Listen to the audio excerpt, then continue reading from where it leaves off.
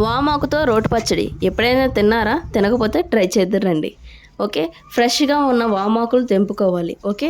వామాకు అనేది సర్వరోగ నివారిణి.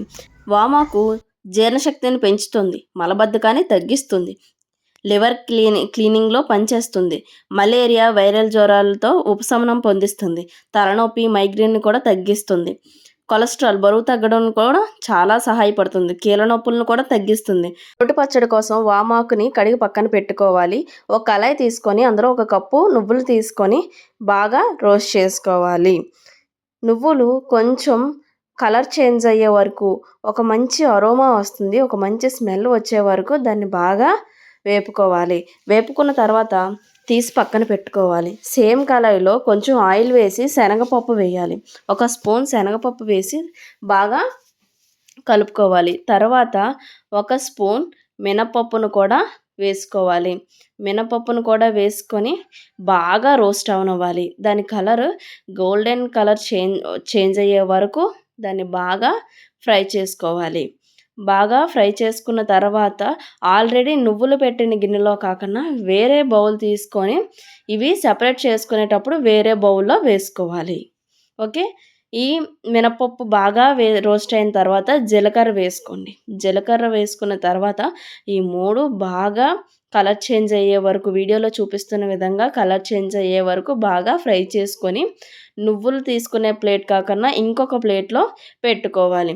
తర్వాత సేమ్ అదే ఆయిల్లోని ఒక 10 వరకు ఎండుమిరపకాయలను తీసుకోండి. మీకు కావాలంటే పచ్చిమిరపకాయలు, ఎండుమిరపకాయలు 2 వేసుకోవచ్చు. లేదంటే పచ్చిమిరపకాయలు ఒకటే కూడా వేసుకోవచ్చు. నేను ఓన్లీ ఎండుమిరపకాయలతో వేస్తున్నాను. ఎండుమిరపకాయలు బాగా వేగిన తర్వాత కరివేపాకు కూడా యాడ్ చేసుకోండి. కరివేపాకు కూడా బాగా వేగిన తర్వాత అవి కూడా 2 తీసి ఆల్రెడీ మినపప్పు అవి వేసుకున్నాం కదా, ఆ గిన్నెలో వేసుకోవాలి. అవి వేసుకున్న తర్వాత ఒక చిన్న నిమ్మకాయ సైజ్ అంత చింతపండుని తీసుకొని దాన్ని కూడా బాగా వేపుకోండి. అది కూడా బాగా వేగిన తర్వాత దాన్ని కూడా ఆల్రెడీ మినపప్పు తీసుకునే దాంట్లోనే వేసుకోండి. నువ్వులు మాత్రం సెపరేట్‌గా ఉంచాలి. ఆల్రెడీ ఫ్రై చేసిన నువ్వులు మాత్రం వేరేగా ఉంచి ఇవన్నీ వేరే దాంట్లో పెట్టండి. ఓకేనా? నెక్స్ట్ తర్వాత ఆయిల్ కావాలంటే కొంచెం వేసుకోండి. లేదంటే సేమ్ అదే దాంట్లోని వామాకులను వేసుకొని ఒక 5 మినిట్స్ పాటు లైట్‌గా రోస్ట్ చేసుకోండి. కొంచెం వేడితోనే వామాకు చాలా ఫాస్ట్‌గా వేగిపోతుంది.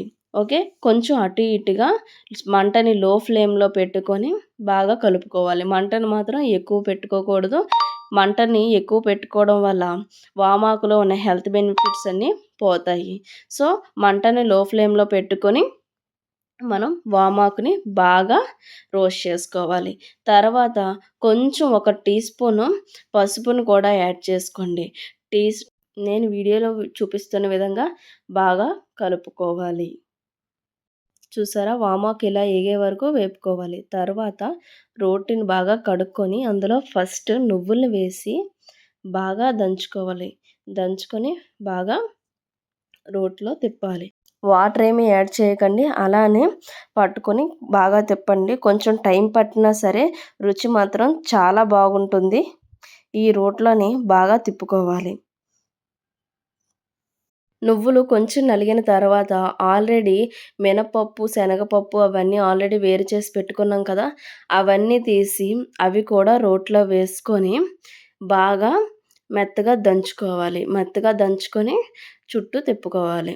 ఓకే. బాగా ఎంత బాగా ఇచ్చేస్తే అంత మంచి రుచి వస్తుంది. రోట్లో చేసే పచ్చడికి, మిక్సీలో చేసే పచ్చడికి టేస్ట్‌లో చాలా డిఫరెన్స్ ఉంటది. రోట్లో చేసే టేస్ట్ మిక్సీలో చేస్తే రాదు. అందుకోసం ఎంత కష్టమైనా రోట్లోనే చేస్తున్నాను. తర్వాత అది బాగా మిక్స్ అయిన తర్వాత వామాకును కూడా వేసుకోవాలి. వామాకును కూడా వేసుకొని కొంచెంగా తిప్పుకోవాలి. తర్వాత ఇప్పుడు కొంచెం కొంచెంగా వాటర్ వేస్తూ ఉంటే నేను వీడియోలో చూపిస్తున్న విధంగా వస్తూ ఉంటది. లైట్‌గా వాటర్ వేసుకోండి. వాటర్ ఎక్కువ వేయొద్దు. కొంచెం కొంచెం వాటర్‌ని చిలకరించుకుంటూ వేసుకొని బాగా నూరుకోవాలి. చాలా సేపటి తర్వాత చాలా టైం పడుతుంది. కానీ మంచి రుచినిస్తుంది. చాలా చాలా హెల్త్ బెనిఫిట్స్ ఉన్నాయి. సర్వరోగ నివారిణి. దీన్ని మీరు ఖచ్చితంగా టేస్ట్ చేయాల్సిందే. మీకు కూడా ఎలా వచ్చిందనేది నాకు కామెంట్ సెక్షన్‌లో కామెంట్ చేయండి. మీకు మంచి టేస్ట్ వచ్చిందా లేదా అనేది ఖచ్చితంగా చెప్పండి. మీకు ఇప్పుడు రుచికి తగ్గ ఉప్పును కూడా యాడ్ చేసుకోండి. ఉప్పుని యాడ్ చేసుకున్న తర్వాత బాగా నూరుకోవాలి.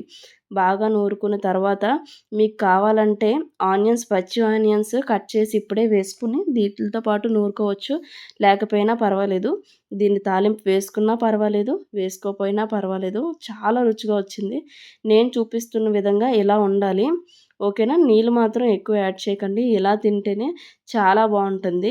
అన్నంలో ఇది పచ్చడి కొంచెం వేసుకొని, కొంచెం నెయ్యి వేసుకొని తింటే చాలా టేస్టీగా ఉంటుంది.